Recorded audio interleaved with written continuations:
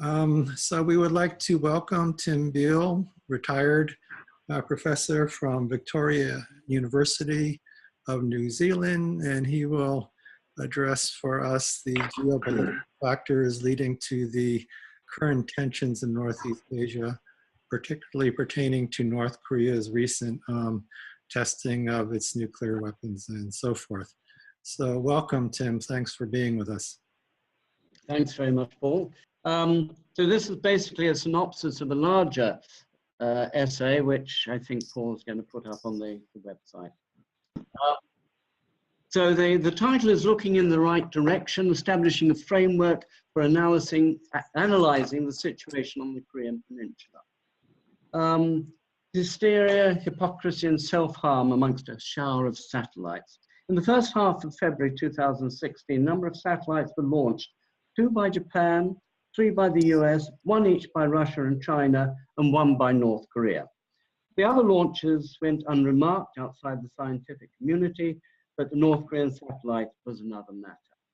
The North Korean satellite launch, following on from the nuclear test of the previous month, which was North Korea's 4th against America's more than 1,000, this produced a deluge of vitriolic criticism and a UN Security Council resolution imposing further sanctions, which would, if rigorously implemented, conceivably lead to economic collapse and famine. President Park Geun-hye closed down the Kaesong Industrial Park, causing losses of $1 billion to South Korean companies. The deployment of the THAAD missile defense system, which we've just been hearing about, which will probably be ineffective against the missiles that North Korea actually has, and which everyone knew was really aimed at China and Russia, and which thereby made South Korea a target in the case of war, were accelerated. Okay, so how do we explain the hypocrisy, the hysteria, and the warmongering, and in the case of South Korea particularly, this self-harm? Now, I think the clue is we need to fix a framework for analyzing this with the United States as the core of the analysis. In order to make sense of it, we have to start looking in the right direction. So no doubt, many years ago, somebody pointed out that if you're looking in the wrong direction, you don't see the mountain, however tall it is. And of course, the United States is a very, very tall mountain. The US is a global colossus. It has massive economic power. It can deploy sanctions to devastate smaller economies, such as North Korea or Iraq. It has the funds to employ proxy armies and to destabilize countries. Vicky Newlands boast in December 2013, just before the coup, that they had invested $5 billion in the Ukraine is one example. Then there are all the stories of CIA operatives sashaying through Afghanistan and Iraq with dollars, not in fistfuls, but in suitcases. No matter that much of it went missing, and the end result tended to prove the old adage that you can't buy an Afghan's loyalty, you can only rent it. The US is uniquely blessed by nature, except on snowy March days, I suppose, but it's uniquely blessed by nature with unparalleled natural defenses. Despite that, it spends on its military nearly as much as the rest of the world put together. And if one adds to its military budget that of its allies and compares that with potential adversaries, the disproportion is staggering. But a rough calculation using data from the latest military balance assessment from the International Institute for Strategic Studies, London, the military expenditure of the US and its allies is about $1 trillion a year. They outspend China 7 times, Russia 19 times, and North Korea somewhere between 100 times, and if one accepts the estimate of Pyongyang's military budget made by the director of the South Korean Defense Intelligence Agency back in 2013, 1,000 times. The United States also has enormous soft power, including diplomatic authority and its domination of the global intellectual space. And these are linked together, the one feeding off the other. The diplomatic power is manifested in all those shonky UN Security Council resolutions censoring North Korea, violating the sovereignty of Libya, Yugoslavia, Iraq, Iran, so forth. The official US narrative not merely fashions Western media and academia, but also much of that in Russia and China. If you look at Russian or Chinese media, in English at least, you will see that unless national interests are directly challenged, Ukraine and Eastern Europe for the Russians and South China Sea for the Chinese, the default position is to accept uncritically what the Western news agencies, and hence Western officials, portray. American power means that nothing much happens in the world without the US being involved, though that is frequently hidden. Sometimes as a dominant actor, sometimes just an endorser, leading from behind, but always there. Now, this doesn't mean that the US is not omnipotent. Indeed, something that intrigues me is that clients sometimes have surprising leverage against the US.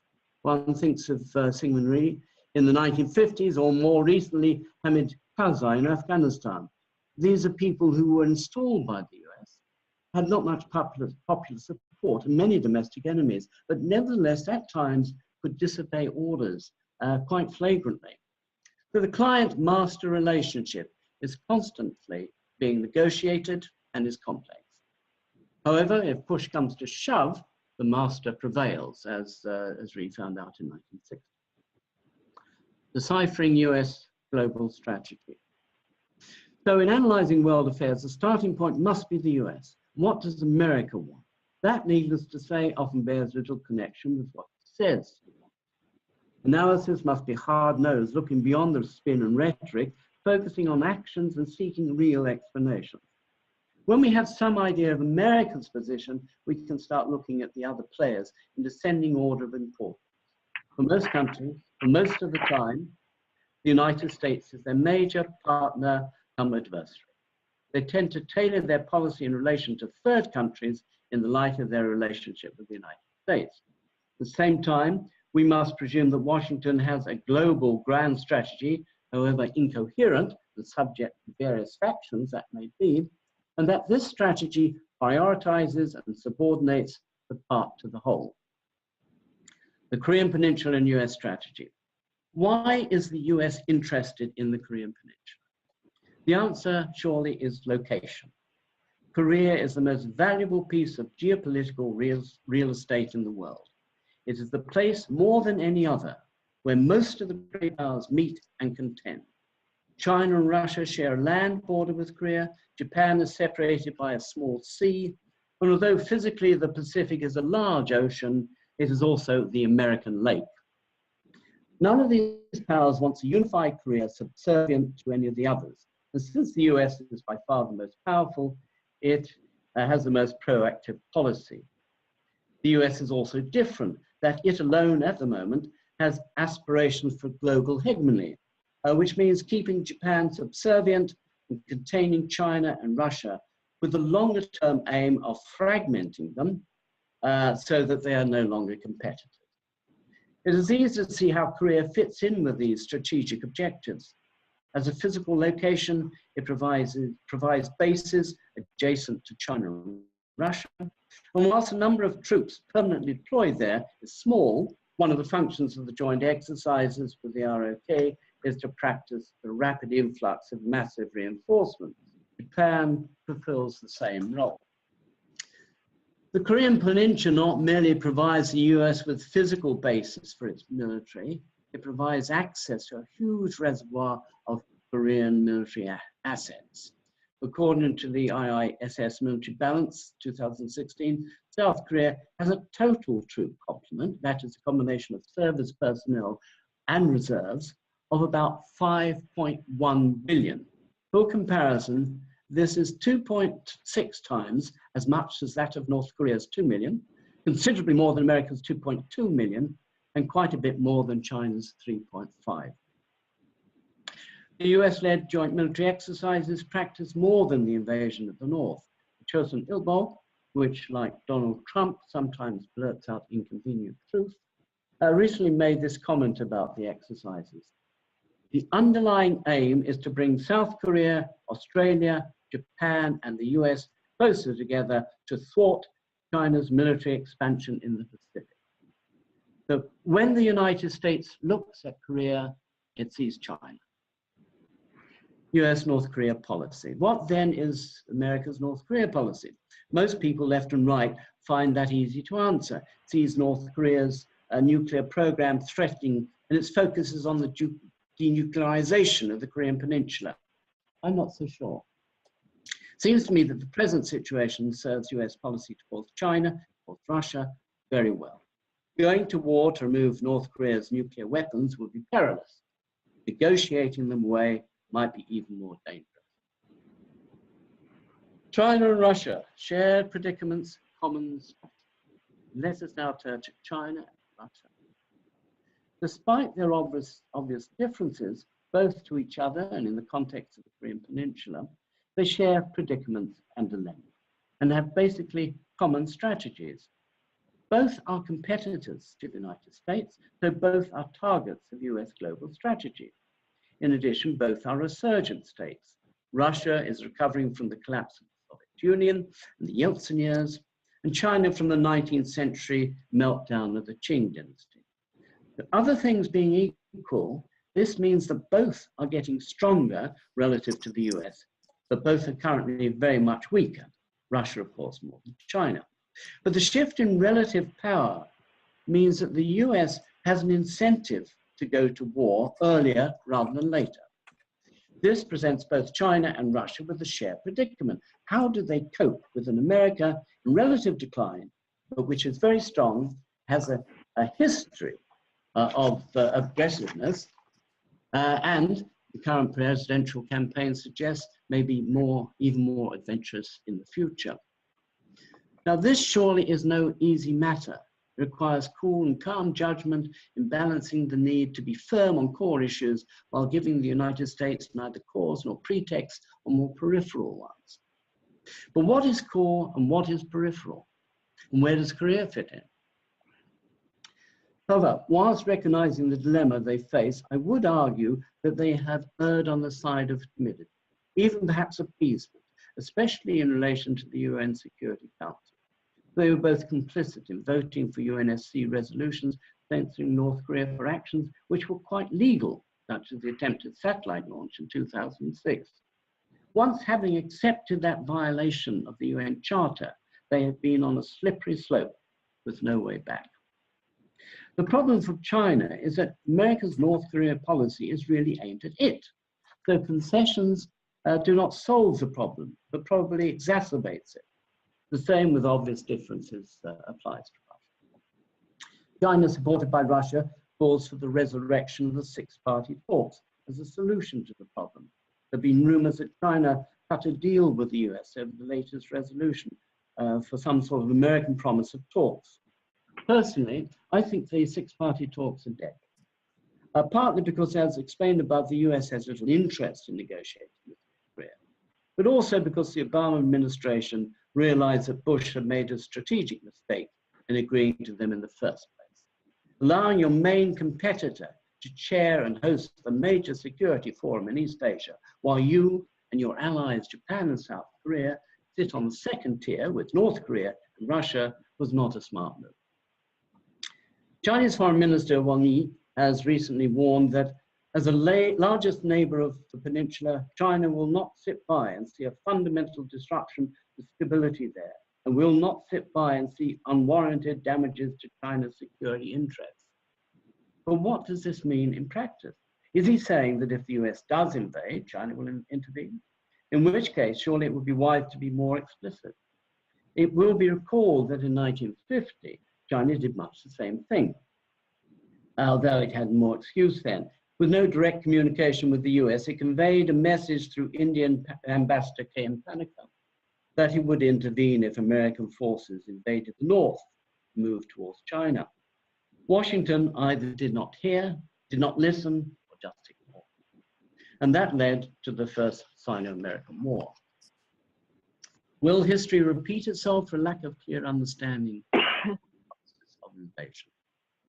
However, If the US decides that now is the time to give resurgent China a bloody nose, explicit warnings will be irrelevant. Starting the conflict in Korea would give the US signal advantages not available elsewhere. It would automatically bring in the formidable South Korean military with the world's largest reservoir of military manpower. It would certainly utilize Japan, whose military budget is 25% higher than Seoul's, and whose navy is reputedly superior to China. Japan, leveraging the Korean situation for remilitarization. Japan's position, I think, is relatively straightforward. It has long used the Korean situation and the perceived North Korean threat, buttressed by a good dose of Japanese colonial racism, as a pretext for remilitarization. This has long been supported by the US, not in respect of North Korea, where it is scarcely needed, except as a place of bases, but as bulwark against China. Recently, Japan's eagerness to join in conflict on the Korean peninsula, solely to protect its ally, the US, of course, and consistent with its peace constitution, of course, has caused considerable anguish in Seoul. Fighting fellow Koreans under an American general seems to me would be bad enough, but alongside Japanese troops would be a PR disaster. South Korea, the pivot which did not turn. Now, I hesitate to say much about South Korea in such company, but perhaps a few brief remarks, however ignorant, from a foreign perspective might be tolerated. I think South Korea is what I might call a pivot state. All the other actors in this drama, from the US through to North Korea, in a sense have their lines written for them. The United States is an empire and will do what empires do. It has many options within that characterization, but the general thrust is fairly ineluctable. Mao Zedong once said that we shouldn't expect imperialism to put down its butcher's knife and become a Buddha. Conceivably it could, but it won't. North Korea, at the other end of the spectrum, is a vulnerable target state and will do what it can to defend itself, wisely or unwisely. It has few options and cannot avoid the role it has to play. South Korea is different. Born as a client state of the US from the ruins of the Japanese Empire, it now has considerable economic and social strength. It has options, it can make choices. It can, at its most brutal, choose between putting Korea first or serving America. In a rather sad exchange with Kim Jong-il at their 2007 summit, described how he was attempting to make gradual moves towards autonomy from America. He did not succeed, but the challenge is still on the agenda. Park Geun-hye, under American pressure, has given in to Japan over the comfort women issue. Their galling is mainly symbolic. More important, she has antagonized China and Russia over the deployment of THAAD missiles. This is important in its own right. This is also a symbol of a deeper and continuing dilemma. The United States sees South Korea as a pawn in its struggle against China and Russia. Pawns, as we know, sometimes survive, but are often sacrificed. North Korea, limited options of a target state. Most writers put North Korea first. I put it last because there is less to say. Militarily speaking, as we've seen, North Korea is vulnerable and far inferior to its adversaries, who outspend it from 100 to 1,000 times. It has survived sanctions so far, some 70 years and counting, but that is to a large degree due to uncertain and undependable Chinese policy.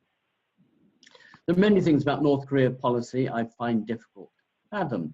I do not understand, for instance, why Kim Jong-un has not worked harder at relations with China and Russia.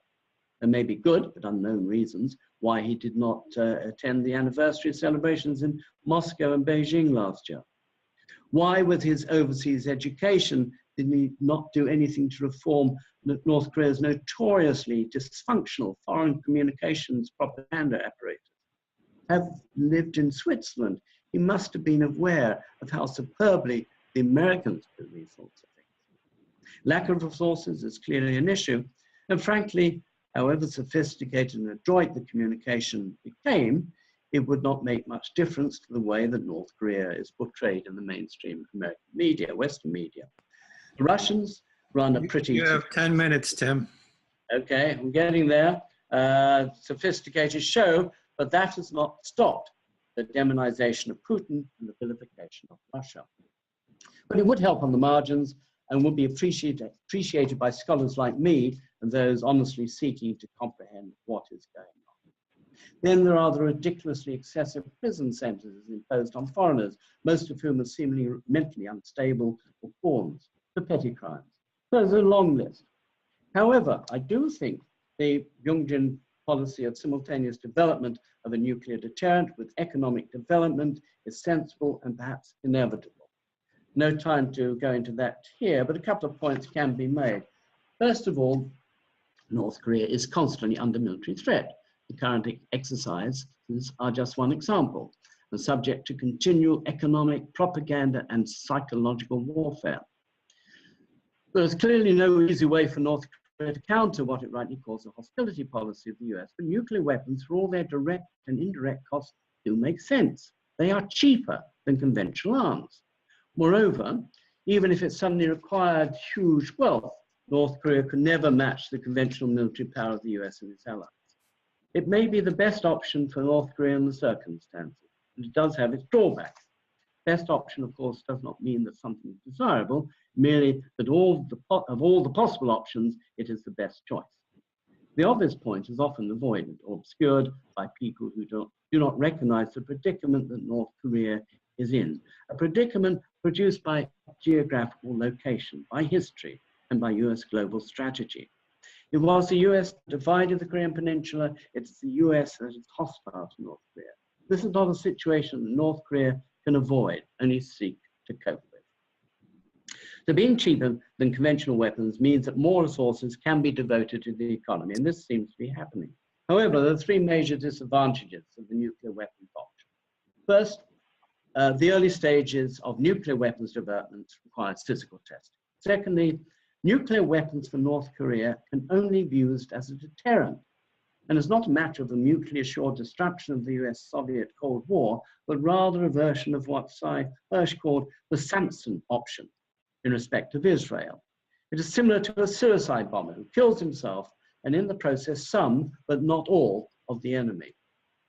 The third problem is that a nuclear deterrent is a very blunt instrument and a binary one. Just as one cannot be half pregnant, so for a small country like North Korea, faced by vastly more powerful adversaries, a retaliatory attack has to be all out, no holds barred, no calibrated response, no escalation, such as a powerful country might apply to a weak one. Vietnam comes to mind. But as noted above, this is a Samson option, resulting in the devastation of North Korea. However, the potential ability of being able to counteract the US with nuclear weapons does open up the possibility of being able to force the US into some sort of peace agreement in a way that no conventional defense, which by its nature would pose little danger to the US, could do. Whether that might come to pass is another matter, but since peace with America must remain North Korea's major foreign policy goal, will always be on the agenda, even if denied. Now, if I have time, I have a few brief points in conclusion. In order to understand the situation, and this is a recap, in order to understand the situation on the Korean Peninsula and East Asia, we must contextualize and establish a framework of geopolitical analysis. The analysis should place the United States in first place because the US is by far the dominant player on the world stage. The US and its allies spend about $1 trillion a year on the military. This is 7 times that of China, 19 times that of Russia, between 100 and 1,000 times that of North Korea.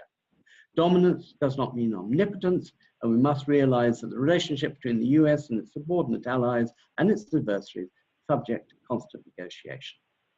The key to America's interest in the Korean Peninsula is its location, which brings together more of the world powers than any other place on Earth. When America looks at Korea, it sees China, and to a lesser extent, Russia. US-Korea policy is a subset of its China and Russian policy, and that in turn is a subset of global policy.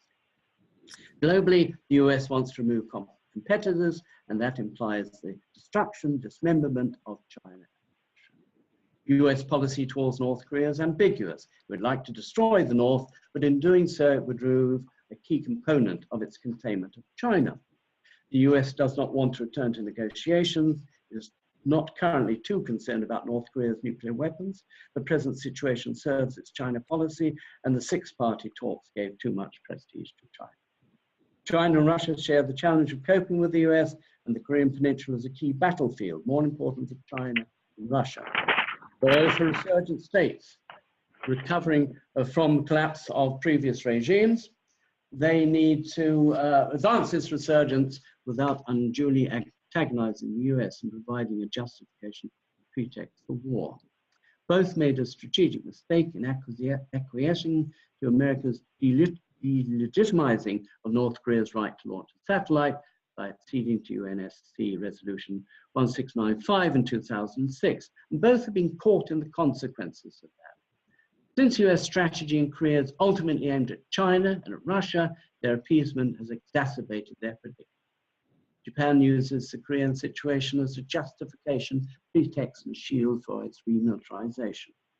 South Korea is a pivot state which can move towards greater autonomy from the US and rapprochement with the North. Park Chung-hee has belied early rhetoric about trust politics and peaceful reunification. You have 5 minutes, Tim. I've got it, and there brought inter-Korean relations to a new low. Park's policy endangers South Korea by moving it towards becoming the meat in the sandwich in the event of a second Sino-American war. North Korea, being by far the weakest country on this stage, has few options. There are imponderables, especially why Kim Jong-un has not worked hard at building relations with China and Russia.